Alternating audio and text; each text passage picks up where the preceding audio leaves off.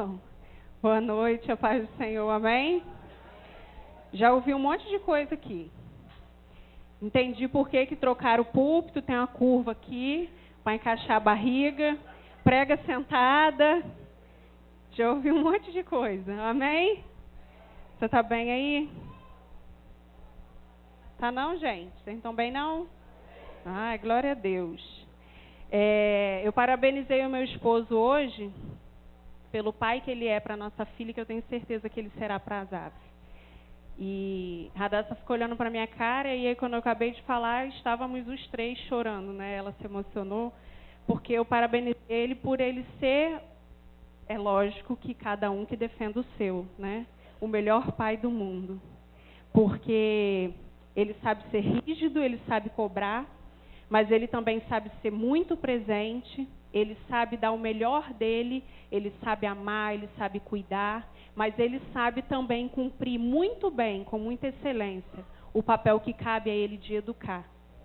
Então eu louvo a Deus pela vida dele, eu falei isso para ele hoje, e estou repetindo para que vocês saibam.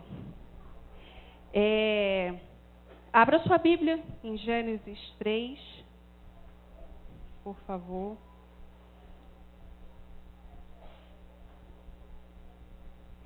Dá uma olhadinha aí perto de você, se tem alguém sem Bíblia. Gênesis é o primeiro livro da Bíblia. Se você ainda não tem muita habilidade, mas vai ser bem fácil de você encontrar. Gênesis 3. A gente vai ler primeiro do versículo 1 ao 6.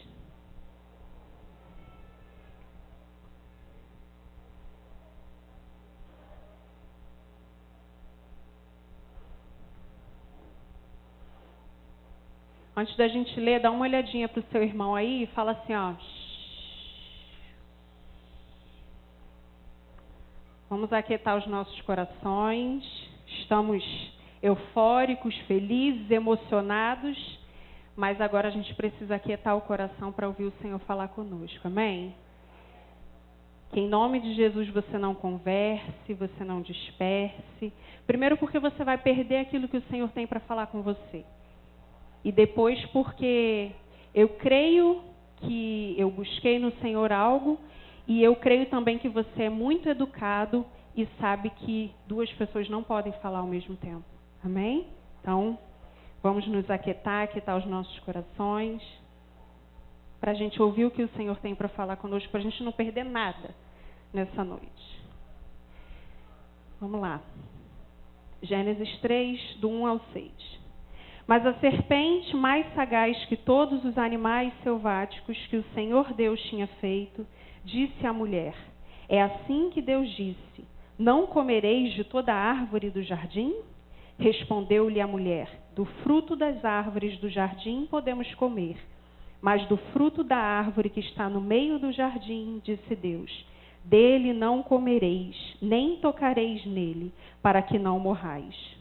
Então a serpente disse à mulher: é certo que não morrereis, porque Deus sabe que no dia em que dele comerdes, se vos abrirão os olhos, e como Deus, sereis conhecedores do bem e do mal. Vendo a mulher que a árvore era boa para se comer, agradável aos olhos, e a árvore desejável para dar entendimento, tomou-lhe do fruto, e comeu, e deu também ao marido, e ele comeu. Só até aqui por enquanto. Essa é uma história bastante conhecida, né? Creio que até as crianças conhecem essa história, é uma história que a gente ouve desde criança. E hoje a gente vai falar um pouco sobre desculpas, sobre as desculpas que nós damos, as desculpas que nós criamos. E lendo, estudando, eu concluí que as primeiras desculpas, elas surgiram aqui, na criação do homem, em Gênesis. Logo bem no inicinho, já começaram a surgir as desculpas famosas que nós damos para nos livrar das situações, das pessoas, e às vezes para nos livrar até de nós mesmos, né? Adão e Eva estavam ali no jardim, no paraíso, e eles podiam comer de todos os frutos de todas as árvores. Mas apenas de uma eles não podiam comer, eles não podiam desfrutar. E a serpente, muito sagaz, né, ela vai até a mulher e ela induz a mulher, e a mulher se acha no direito de comer, e além de comer, de influenciar o seu marido, de dar ao seu marido aquele fruto, e então os dois conhecem do que eles não deveriam conhecer, do que era proibido, né, do fruto proibido. E então começam aqui a surgir as primeiras desculpas que o ser humano criou, e delas nós criamos muitas e muitas e muitas outras a partir de então. A primeira desculpa aqui está no verso 6. Vendo a mulher que a árvore era boa para se comer, agradável aos olhos. Então, a primeira desculpa que foi criada na humanidade e que surgiu exatamente aqui nesse momento, não tem nada a ver. É óbvio que passou pela cabeça de Eva naquela hora ali, mas não tem nada a ver, a gente come de todas as outras e fica tudo certo. E o que tem a gente comer demais esse fruto? Não tem nada a ver. É agradável, né? E quantas vezes nós fazemos coisas, tomamos decisões, muitas delas erradas, porque parecem agradáveis, mas que na verdade nós temos consciência de que são proibidas, de que vão nos levar a um caminho que não é legal, a um caminho que não é o que o Senhor tem reservado para nós, mas por ser agradável, né, a gente dá uma boa desculpa de que não tem nada a ver e a gente faz. E assim são em várias situações nas nossas vidas. Mas, querido, se a gente for fazer tudo o que a gente acha agradável, se a gente for querer, se a gente ansiar, se a gente for querer tocar, se a gente for querer fazer, experimentar, não vai dar em boa coisa. Porque, a propósito, as coisas que Satanás tem para nos oferecer, elas são agradáveis. Nem todas elas são desagradáveis, pelo menos não a princípio. Né? Então, se a gente for olhar tudo que é agradável, você olha a mulher do seu irmão, você acha agradável, você pode pegar? Você pode querer levar para sua casa? Você pode querer abraçar, beijar, elogiar? Não deveria, pelo menos. Né? Você olha um carro na rua, você acha bonito, você acha agradável, você pode entrar, sentar dentro e sair? Mesmo que tenha algumas pessoas que já tenham errado e entrado no carro dos outros, né, sentado e depois saído. Mas é agradável, mas nem tanto, entendeu?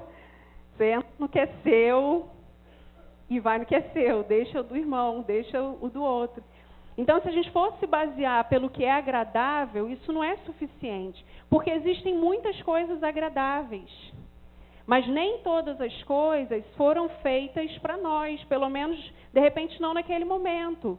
O sexo é agradável? Muito. O Senhor que criou. Todas as coisas que o Senhor criou são boas, são maravilhosas, são agradáveis.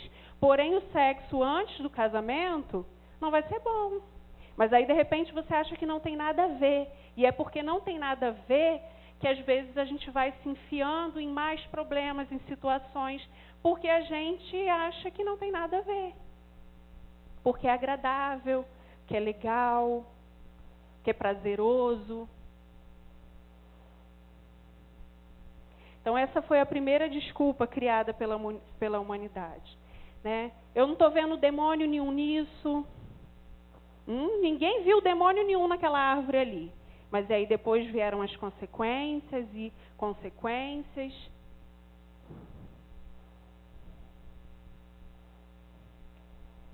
Geralmente, quando alguém diz que não tem nada a ver, tem tudo a ver.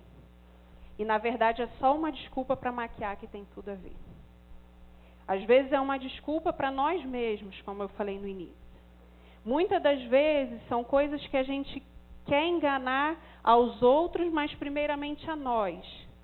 Mas não tem nada a ver, não custa nada. É só uma vez, eu vou fazer, eu vou experimentar. E os erros e os pecados e as consequências, elas vão tomando lugar nas nossas vidas. E a segunda desculpa, ela foi criada também aqui no jardim, na segunda parte do versículo 6. tomou-lhe do fruto e comeu e deu também ao marido e ele comeu. A segunda grande desculpa é: eu preciso experimentar para saber como é. O test drive. Não é suficiente Deus dizer para você que não pode, você precisa experimentar, né? É aquela história que às vezes mãe diz que o filho precisa quebrar a cara para entender que aquilo que a mãe está falando é verdade, né? Então, querido, nem tudo que você quiser fazer, nem tudo que você julgar bom, você vai poder fazer, você vai poder experimentar. Nem sempre você vai poder fazer test drive das coisas. O sexo antes do casamento é uma dessas coisas. São coisas que nos levam a querer que a gente experimente, mas que não são para que sejam experimentadas naquele momento. Tudo tem um tempo certo para acontecer nas nossas vidas. E às vezes a gente antecipa algumas coisas e o preço por essa antecipação ele é alto, ele é grande e não vale a pena. Então, muito melhor do que isso é obedecer. É muito melhor. A gente tem uma tendência ao que Deus fala, a gente não dá muito ouvido. E o que o capeta fala, o que Satanás fala, a gente dá um ibope danado. Então, de repente, se fosse aqui Satanás que tivesse dito que não era para comer do fruto daquela árvore, eles teriam mais temor do que quando foi o Senhor. E às vezes isso acontece nas nossas vidas no dia a dia. A gente valoriza muito mais, a gente dá muito mais importância para aquilo que Satanás fala a nosso respeito e a respeito das coisas do que aquilo que o Senhor fala. Às vezes o pastor sobe aqui, se mata para poder pregar, para poder liberar uma palavra sobre a igreja, liberar uma profecia igual aconteceu esses dias, e você vê as pessoas apáticas. Mas talvez se subisse alguém aqui, chamasse o irmão, ou se dissesse algo para a igreja, porque o capeta está dizendo, ia sair todo mundo daqui tremendo, de repente não ia nem sair, porque ia cair das pernas, de tanto que ia tremer de medo. Então, às vezes a gente tem uma tendência a meio que não levar a fé em Deus. E a dar muita importância àquilo que Satanás fala. Palavras são liberadas desse altar. E o que você tem feito com elas? Às vezes você não é capaz nem de tomar nota. Que foi uma direção que a gente já recebeu. Mas e aí, se Satanás fala alguma coisa, ai, eu vou morrer. Vai mesmo, todo mundo vai. Ai, ele vai acabar comigo. A gente dá uma devida importância que não é. Mas o que o Senhor fala, a gente não considera. A propósito, Ele perdoa. Ele é amoroso. Sim, sim. Mas nós precisamos nos concentrar em obedecer, em agradar ao Senhor, em ter mais temor ao Senhor, em ter mais temor ao que a palavra dEle diz. A palavra diz que o meu povo padece por falta de conhecimento. Então busque, conheça, busque ao Senhor. Tenha temor à palavra, tenha temor às palavras que são liberadas ao seu respeito. Amém?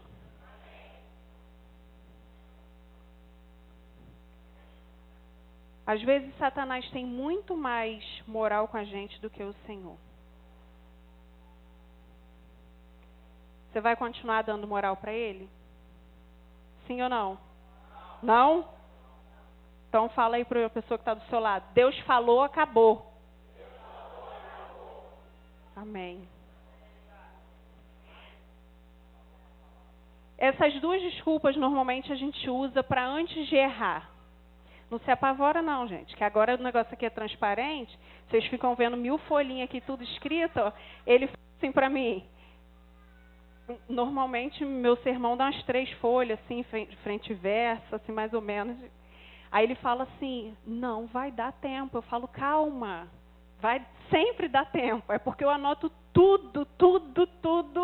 E aí, se de repente, na hora der um branco, tá tudo aqui. Então, não se apavora aí também não, que vai passando as folhinhas aqui, vocês estão vendo aí, ó, tudo escrito. Mas normalmente essas duas desculpas a gente dá para antes de errar, a gente usa antes de errar, antes de pecar. E existem mais duas que normalmente a gente usa para depois, para justificar.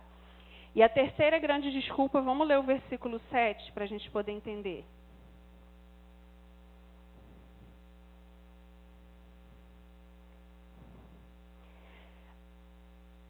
Abriram-se então os olhos de ambos e, percebendo que estavam nus, coseram folhas de figueira e fizeram cintas para si. A gente vai ler até o 12. Quando ouviram a voz do Senhor Deus, que andava no jardim pela viração do dia, esconderam-se da presença do Senhor Deus, o homem e sua mulher, por entre as árvores do jardim. E chamou o Senhor Deus ao homem e lhe perguntou: onde estás? Ele respondeu: ouvi a tua voz no jardim, e porque estava nu, tive medo e me escondi. Respondeu-lhe Deus: quem te fez saber que estavas nu? Comeste da árvore que te ordenei que não comesses? Então disse o homem: a mulher que me deste por esposa, ela me deu da árvore e eu comi. Só até aqui, por enquanto. A terceira desculpa que normalmente a gente usa para se justificar.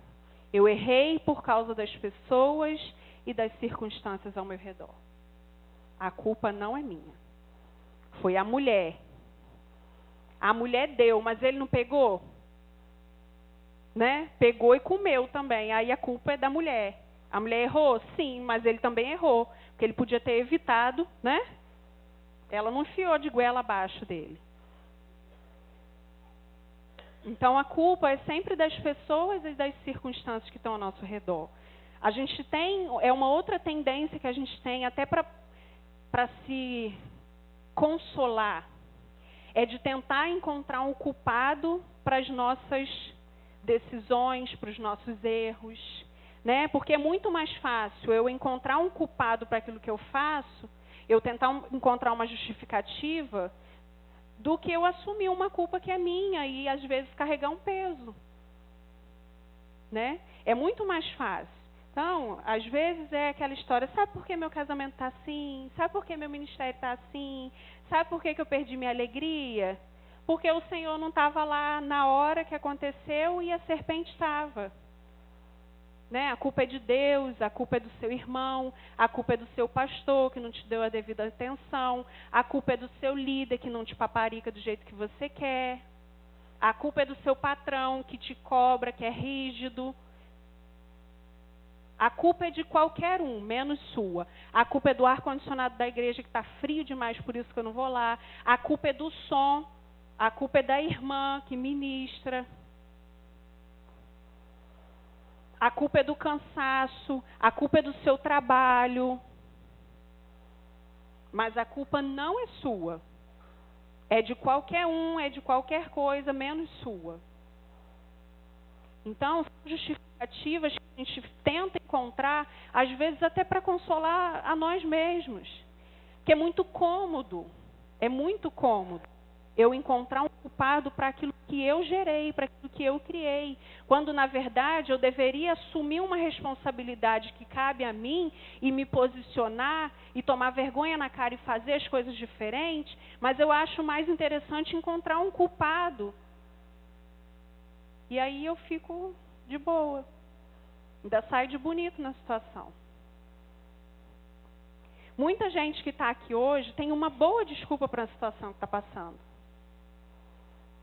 São as circunstâncias, é a crise. Mas não é você que, às vezes, gasta além do que o seu salário te permite. É a crise.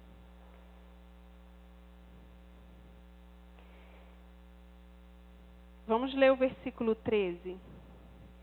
Disse o Senhor Deus à mulher: que é isto que fizeste?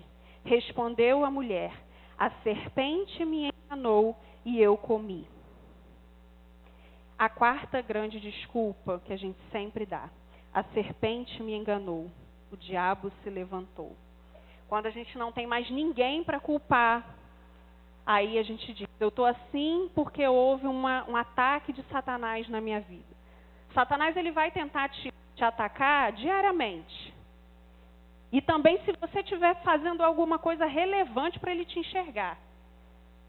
Porque tem gente que, sinceramente, nem Satanás quer perder tempo de atacar. Então, para alguns, nem essa desculpa vai colar. Entenda uma coisa, se você está recebendo ataque de Satanás na sua vida, dá glória a Deus, querido, porque isso todo mundo vai receber. Aqueles que estão diante do Senhor, que estão cumprindo o seu chamado, que estão tentando exercer a sua missão, para que foram criados, para que foram gerados, para que foram chamados, vão receber. Vão receber. Então, se você não tem recebido, não fica muito feliz, não. É hora de tentar se preocupar. A diferença é que nós somos mais que vencedores em Cristo Jesus. Também não estou te amaldiçoando, nem tampouco tentando gerar medo em você, se você está aqui nos visitando, se é a primeira vez que você entra na igreja, e a irmã está aqui falando que você vai receber ataque de Satanás se você fizer alguma coisa. Não é isso. Só que isso é um fato, porém, eu não tenho medo dele. Ele que precisa ter medo de mim, porque quem está em mim é muito maior do que ele. E os ataques vão vir, as coisas vão aparecer, vão surgir, mas eu sou mais que vencedora em Cristo Jesus.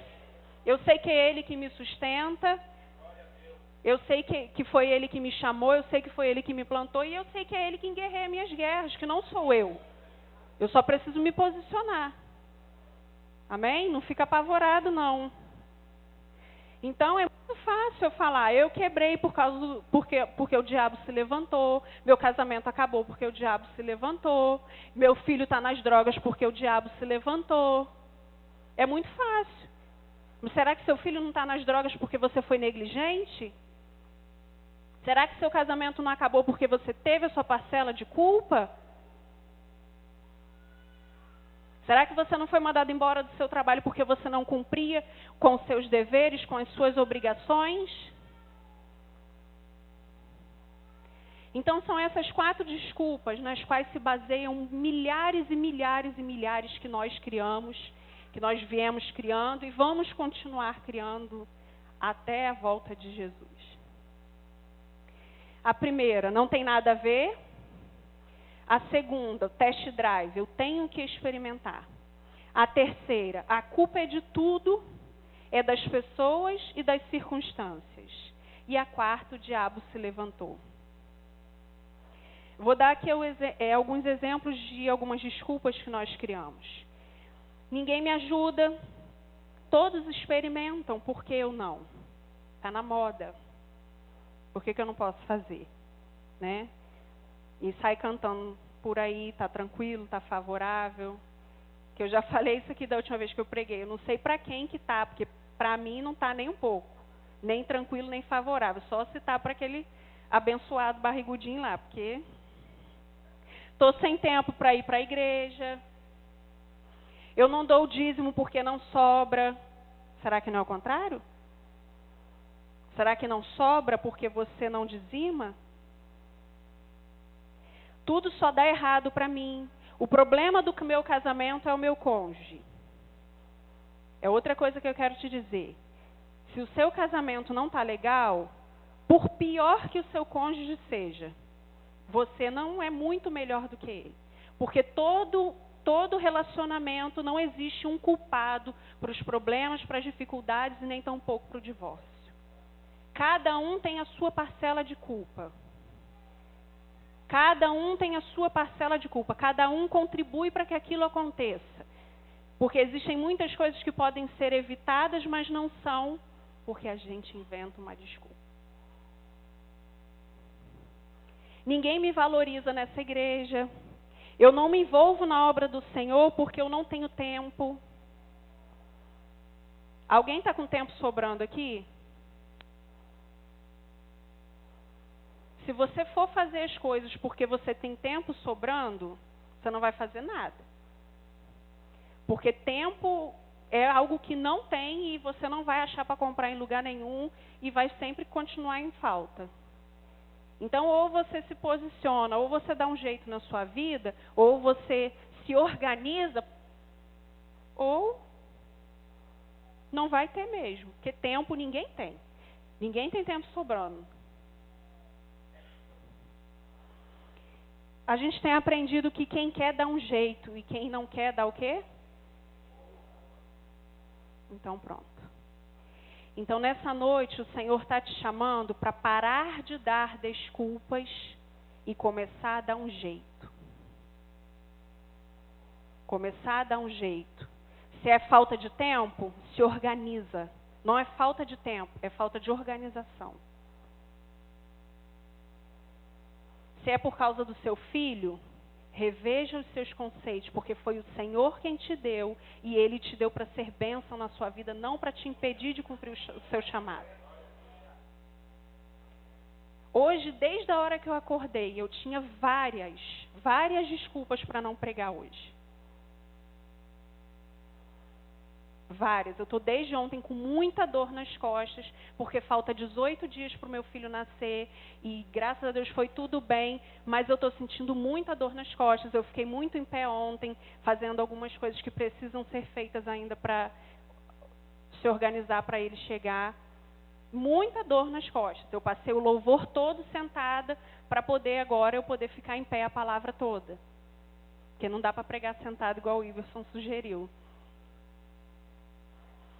Depois, eu estava ajudando meu esposo a fazer um negócio, minha pressão começou a baixar. Aí eu me joguei no chão, fiquei, minha sogra me ajudou, tudo. Então, desculpas, eu tinha várias.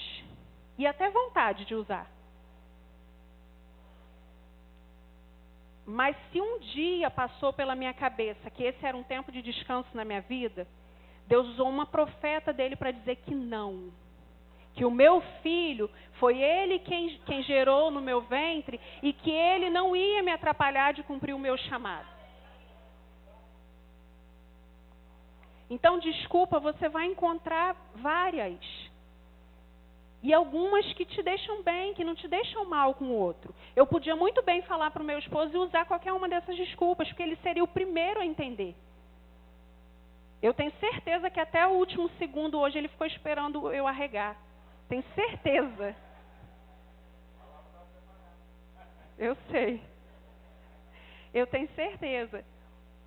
Mas a gente precisa romper com algumas coisas. Ai, mas a célula é longe da minha casa. E o seu trabalho é do lado da sua casa e você vai.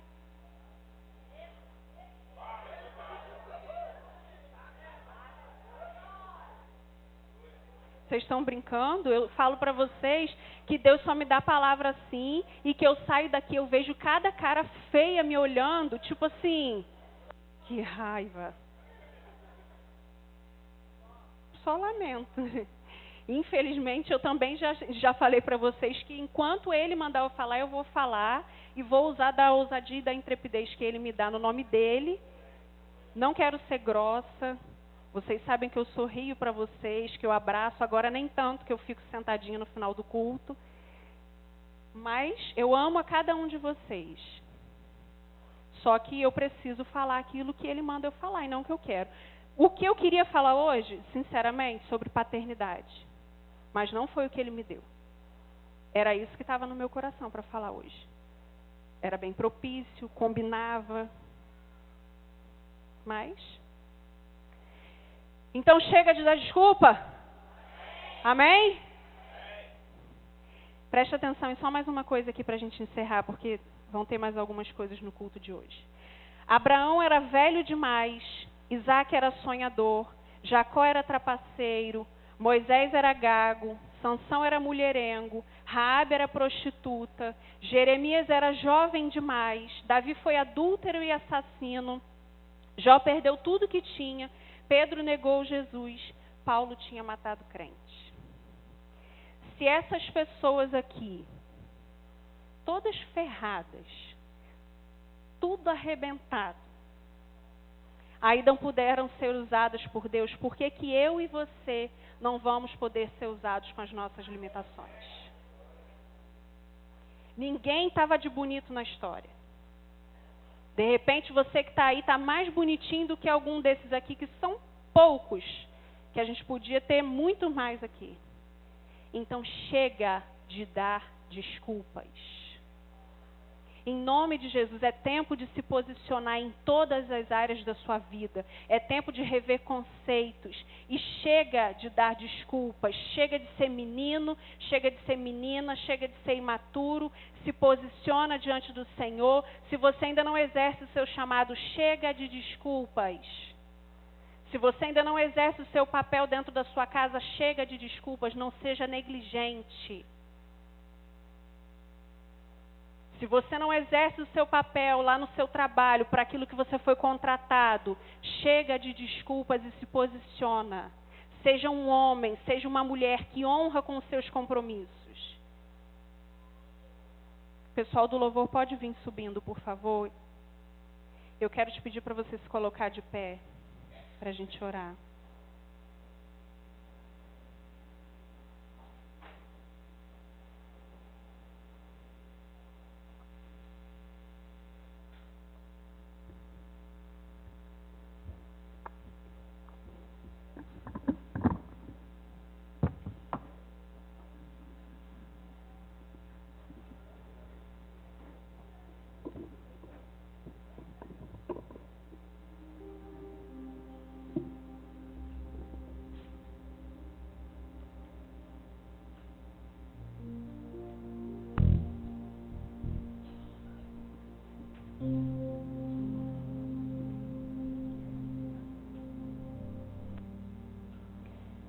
Pode apagar as luzes aqui, por favor.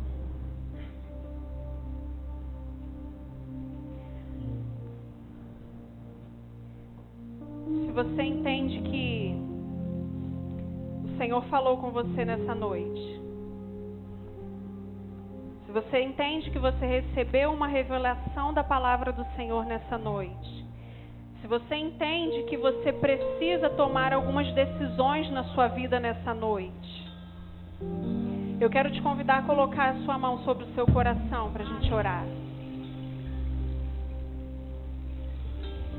Eu quero te dizer também, meu irmão, que essa palavra ela foi sim para você. De repente você está aí tentando lembrar de algumas pessoas que faltaram ao culto hoje. Ah, por que fulano não estava aqui para ouvir essa palavra? Porque você que precisava ouvi-la. Então não tente encontrar mais uma desculpa nesse momento. Coloque a sua mão sobre o seu coração. Deus, em nome de Jesus, Senhor, nós entendemos nessa noite, Pai, que nós precisamos mudar alguns hábitos nas nossas vidas. Deus, nós reconhecemos, Senhor, que às vezes usamos das desculpas para nos sairmos das situações que às vezes nós mesmos criamos.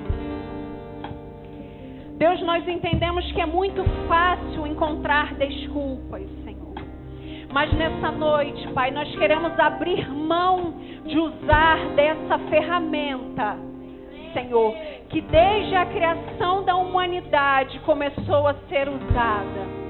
E Deus, em nome de Jesus, nós queremos nos posicionar diante do Senhor, diante das pessoas, diante das circunstâncias. Deus, nós queremos ser maduros o suficientes para encarar as situações das nossas vidas, reconhecer os nossos erros, mudar as nossas atitudes, pagar às vezes o preço que precisa ser pago por assumir os erros, as dificuldades, os pecados, Senhor. Mas nós queremos, Senhor, encarar a realidade das nossas vidas, Pai. Deus, em nome de Jesus, nós não queremos mais maquiar a situação, mas nós queremos, Deus, uma realidade estabelecida sobre nós, Senhor.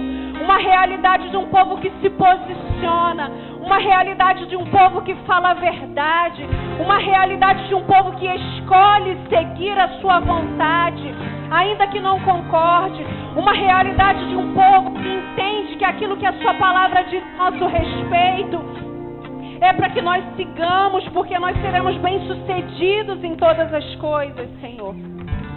Deus, em nome de Jesus, gera em nós, Senhor, não um coração pecador mais, não um coração cheio de erros, Senhor, mas gera em nós um coração limpo, Senhor.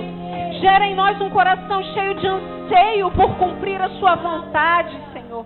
Gera em nós um coração cheio de disposição para ser um ser humano melhor, para ser um cônjuge melhor, para ser pais e mães melhores, para ser um discípulo melhor. Deus, em nome de Jesus, gera em nós disposição para sermos pessoas melhores, para pararmos de tentar encontrar um jeito e uma desculpa para todas as coisas, às vezes de situações que nós precisamos mudar em nós, na nossa casa, na nossa família, Senhor.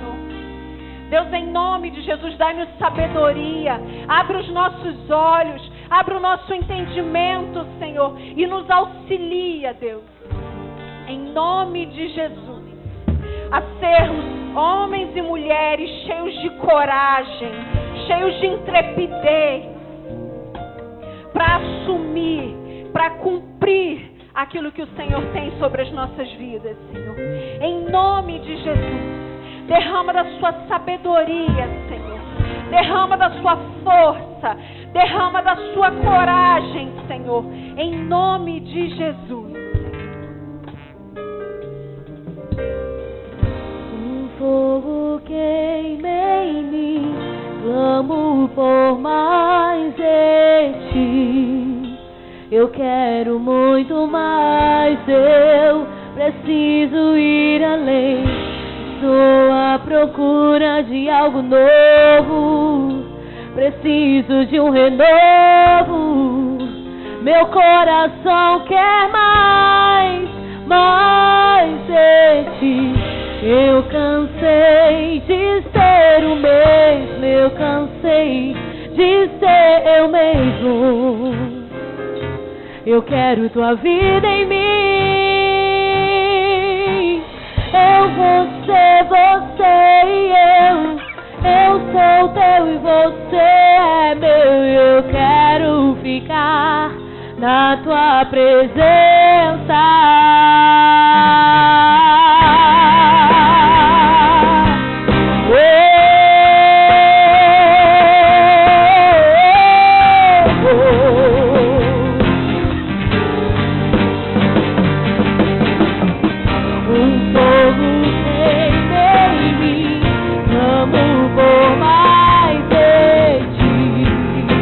Eu quero muito mais, eu preciso ir além. Estou à procura de algo novo, preciso de um renovo. Meu coração quer mais de ti. Eu cansei de ser o mesmo, eu cansei de ser eu mesmo. Eu quero tua vida em mim. Eu vou ser você e eu sou teu e você é meu. E eu quero ficar na tua presença. Quando a luz se acabar, quando a música calar, quando você passar, eu só quero você, só quero você. Oh, quando a luz se apagar, quando a música calar, quando você passar, eu só quero você, só quero você.